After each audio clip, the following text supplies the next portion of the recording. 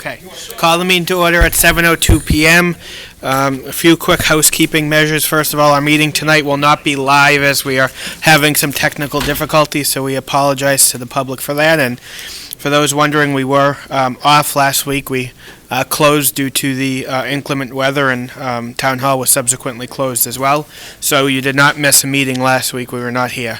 I'll entertain a motion to accept the minutes. Motion to accept the minutes. I will second those. All in favor? Those are approved. Thank you. Department heads and committees. John McGarry, you want to come on down first? Sure. Good evening. My name is John McGarry. I'm the Raynham Sewer Superintendent. I'm also a member of the Raynham Veterans Memorial Committee. A few years ago, the Raynham Veterans Memorial Committee initiated a program to pay special tribute to Raynham residents who made the ultimate sacrifice in the service of our country. This recognition program was in the form of dedicating a specially designed fallen hero street sign in their memory. These street signs are located in the neighborhoods where these fallen heroes grew up. The intent is to allow pedestrians and motorists to view the signs and reflect on the courage and sacrifice of these young men who came from our own community. Thus far, we have recognized 6 Raynham fallen heroes from the wars in Iraq, Afghanistan, and Vietnam. Tonight, we would like to continue with this program by recognizing 2 Raynham fallen heroes from World War II. With the assistance of our town librarian, Eden Ferguson, we developed a brief story on each of these young men. The first fallen hero I would like to tell you about is Private First Class Francis J. Murphy, United States Army. Francis J. Murphy was born in Raynham, Massachusetts on March 30th, 1911. Frank had 2 brothers and 3 sisters. Frank's father was a machinist and his mother was an Irish immigrant. Frank was a graduate of Taunton High School. He was also married to the late Mary Christine Dooley Murphy.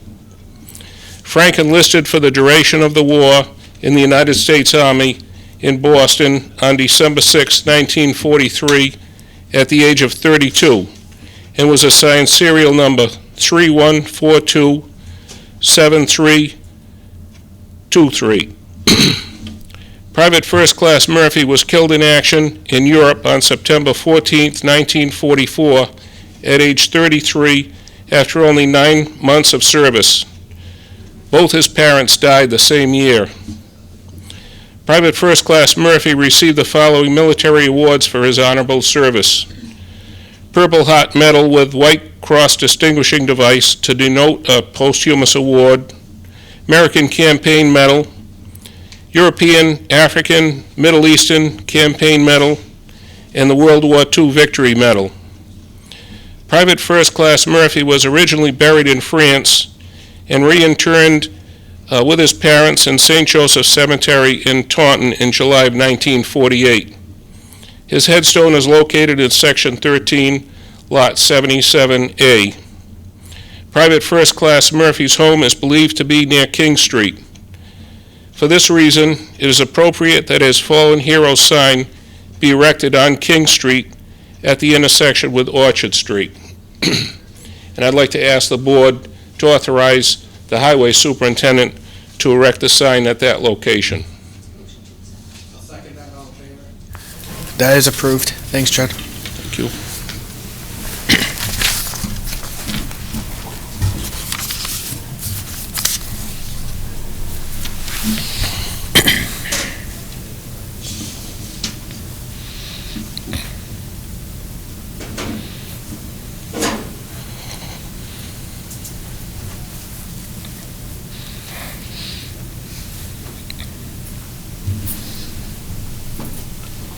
The second fallen hero from World War II that I'd like to tell you about tonight is Sergeant Thomas M. Hopkins, United States Army.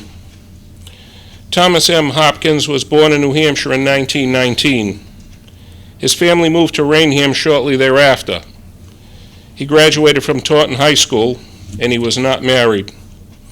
Thomas enlisted for the duration of the war in the United States Army at Fort Devens, Massachusetts on February 26, 1942, age 23, and was assigned serial number 31069528. Sergeant Hopkins served with Mike Company, 3rd Battalion, 22nd Infantry Regiment, 4th Infantry Division. He trained initially at Fort Gordon, Georgia. Then the unit moved to Fort Dix, New Jersey, and later continued its training for combat at Camp Gordon Johnson, Florida, and Fort Jackson, South Carolina. The 22nd Infantry Regiment staged for overseas deployment at Camp Kilmer, New Jersey. They shipped out on January 18, 1944, and arrived in Plymouth, England 11 days later, where they began their preparations for the D-Day invasion. Sergeant Hopkins assaulted Utah Beach on D-Day, June 6, 1944, as part of 7th Corps. His unit fought their way to Pavinaville, France by the end of the day. Sergeant Hopkins participated in the Cherbourg Peninsula operation while attached to the 2nd Armored Division. From July 19th through August 2nd, 1944. His unit saw the liberation of Paris, France, and then fought through Belgium. On September 14th, 1944, Sergeant Hopkins' unit attacked the Siegfried Line near Bouchet in western Germany. Sergeant Hopkins died of wounds received in Germany on September 19, 1944, at age 25, after 2.5 years of service. Sergeant Hopkins received the following military awards for his honorable service: Purple Heart Medal with White Distinguishing Device to denote a posthumous award, American Campaign Medal, European, African, Middle Eastern Campaign Medal, World War II Victory Medal. Sergeant Hopkins is buried in the Henry Chapelle American Military Cemetery in Fosse, Belgium. His headstone is located in Block H, Row 10, grave number 191. Sergeant Hopkins' home is believed to be near White Street. For this reason, it is appropriate that his fallen hero sign be erected on White Street at the intersection with North Main Street. I'd like to ask the board to authorize the highway superintendent to erect a sign at that location. Motion to accept? Second, all in favor? Aye. That's approved, thank you. Thank you. Thank you, John. Thank you very much. We appreciate your work on this. I know the amount of time you've put into it, both stints with the town and the work of all your committee members as well, and we're definitely appreciative of that, as I'm sure any family members of either one of these soldiers who might still be around here are appreciative that their family members are being remembered and recognized. So Well, it thank was you. an honor to make this effort and be a part of the committee. Thank you, Thank John. you. Thank you. Okay, department heads, Ed? Chief, thank you. Sure. Good job.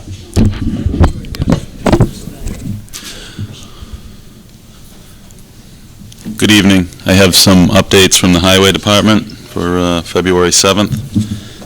Start with snow and ice.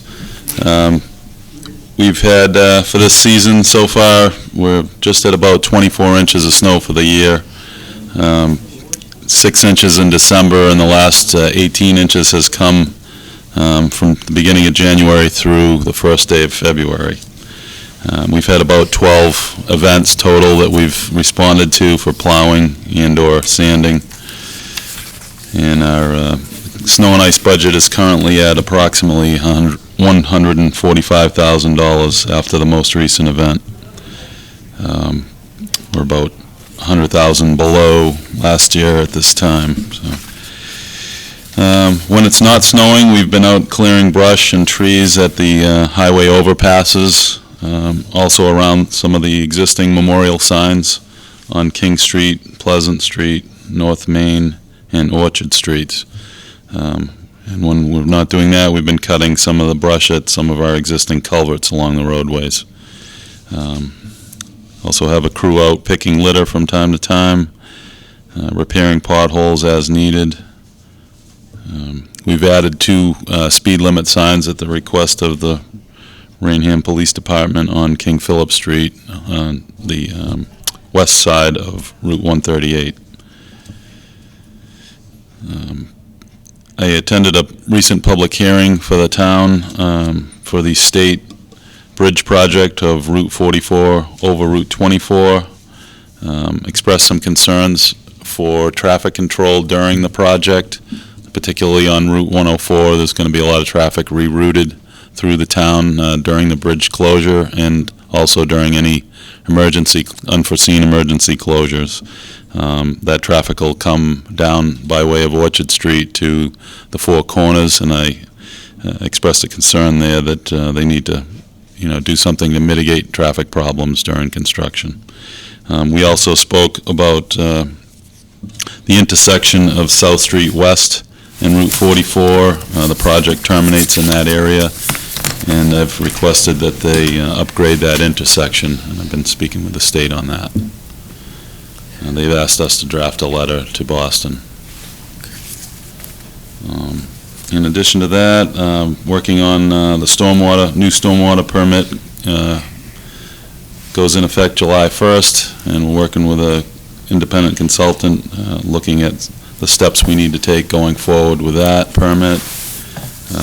And I'm working on finalizing the contract for Johnson's Pond, try to get the permit work going in the beginning of March. Parks and Grounds, they've been working on their mowing equipment in the shop and also doing some brush cutting at Borden Colony and the schools. Lastly, transfer station, we've been open the last couple of Saturdays to sell stickers for the transfer station passes, and this coming Saturday, February 11th, will be the last Saturday available. We'll go back to regular business hours after that. That's all I have. Thanks, Ed. Any questions for Ed? Okay. While Ed's here, he's given us a draft of his letter, and he's made a request to us to send a letter to DOT requesting that slight project change. I'd entertain a motion to approve. Motion to approve. I'll second that. All in favor? Aye. That is approved. So we'll have Randy get a letter out from us, Ed, Okay. on that project. Yeah. All right, thank you. Thank you. Appointments, we have one, Joel C. Thomas for reappointment as constable. It's been okayed by the chief. What's the board's pleasure? Motion to accept? I'll second that. All in favor? Aye. That is approved. No public hearings this evening. New business, Ms. Donahue? I have nothing. Old business, Mrs. I have Donahue? nothing. Okay. Town Administrator's report, Mr. Buckner. FY 18 budget, as you know, it's in progress. Deadline for submittal is actually this Friday, February 10th. Dave and I will be working on putting together the revenue and expenditure forecast as budgets come in and revenue figures such as the cherry sheet come into clearer focus. Bob and I attended a Serpent-sponsored hearing briefing on the marijuana legalization and local use, land use implications today. This is, of course, something every city and town will be facing in the coming year. Apparently, Westboro will be a test case as they have an article on their town election. I thought, hearing it on the radio, that it was a special town meeting, but it's actually the town election. And Koppelman and Page confirms that it does have to be a town election. And that article will be to ban all recreational marijuana businesses in their town.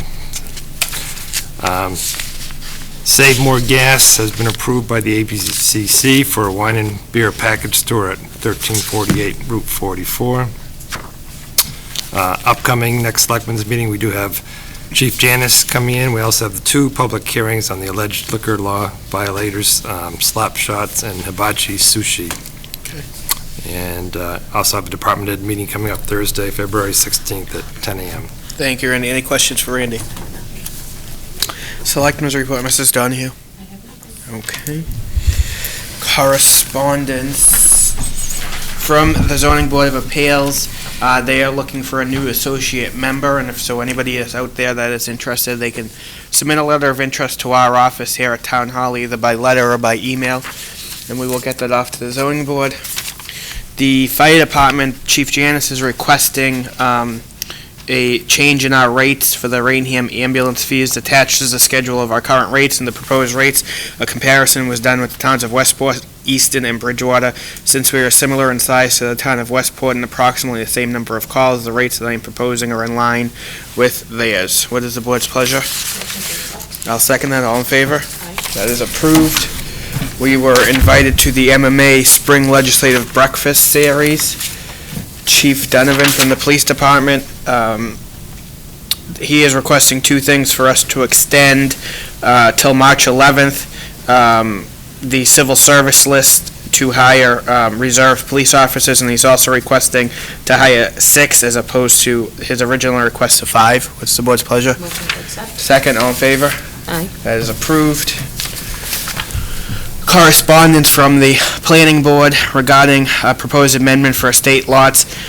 We have to refer this back to the planning board for their review. What's the board's pleasure? Accept that. I'll second, all in favor? Aye. That is referred to the planning board. The Town of Rainham's Rabies Clinic, annual rabies clinic, will be happening Saturday, March 25th, from 12 noon to 2 p.m. behind the fire station on Orchard Street. Cost is $10 per animal, with benefits going to the Raynham Library.